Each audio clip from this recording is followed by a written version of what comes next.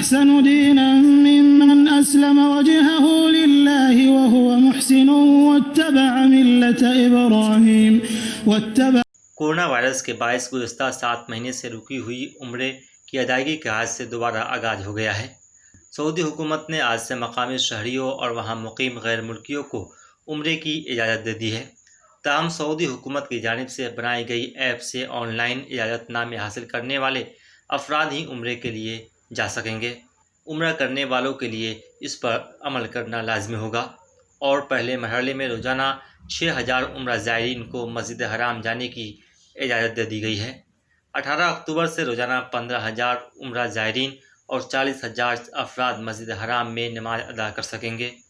عرب media کے مطابق زائرین کو ایک بار عمرہ کرنے کے بعد دوسرا عمرہ کرنے کے لیے لازمی طور پر 14 روز کا وقفہ لینا ہوگا۔